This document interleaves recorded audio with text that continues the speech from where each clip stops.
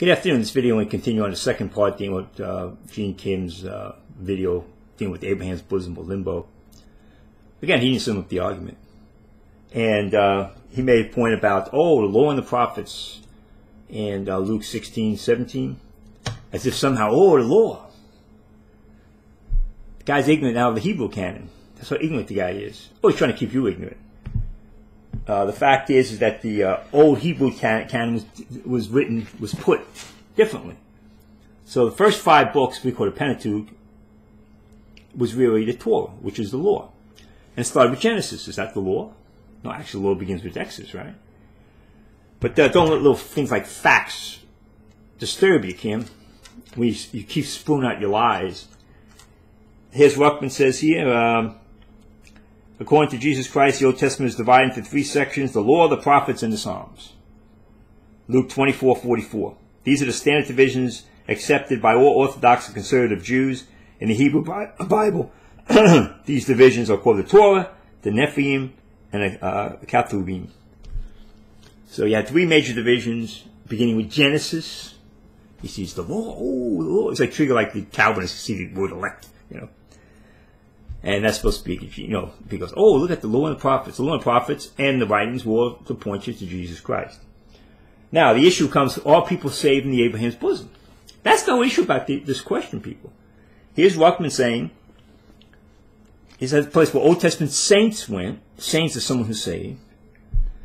This is from his commentary. So Brake is breaking away from Ruckman by saying these people weren't even saved. Every time these guys break away from Ruckman, they get worse. They get worse than he is, or was. Abraham was the father of Jewish people, Luke 3:8, John 8:39. So in the Old Testament, when a saved Jew died. No bloodshed yet. Ruckman calls him saved. Saved Jew died. He went where his father was. And it was not just saved Jews, it was saved Gentiles as well. So Jews and Gentiles are getting saved without the actual blood being shed, according to Ruckman. Because Abraham received the imputed righteousness of God. So in other words, getting imputed righteousness is what got you saved. And yet Ruckman will say, well, he wasn't justified to James 2. Well, it means he got saved again. They don't know half the time what they're talking about. Imputed righteousness, which is what David said he got, gets you saved. So Genesis 15, Abraham was saved, but his faith wasn't perfected. So he wasn't really saved until Genesis 22, according to these guys. No, he was saved. Not being saved. Saved. Then once you have a kind of lordship salvation, progressive sanctification, basically, which combines the salvation event with the growth. We always take the salvation event in every dispensation, be it actually an event, and then this growth, the walk. These guys think the walk means salvation. The walk means a walk. It means it's just like we do. We walk with God. We grow in grace. So there you go. He believes Jews and Gentiles were saved. People went to Abraham's bosom. That's what Ruckman is saying. I got guys email me and saying they weren't saved because the blood hadn't been shed. Well, not according to Ruckman. He said they were saved.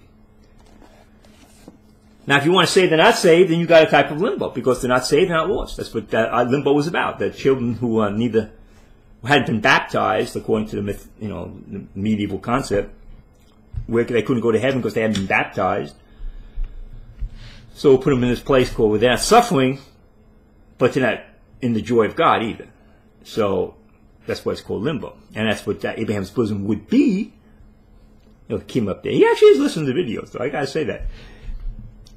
He's not understanding him, and he's misrepresenting him, but he's actually looking at him. So it would be a kind of limbo, because limbo doesn't exist. But Kim was up there hopping, hollering, this is so easy, and look at this. Remember, they're the minority. They're fringe people. They don't represent dispensational theology. So I'm going to stop, put this up. Amen. Thank you.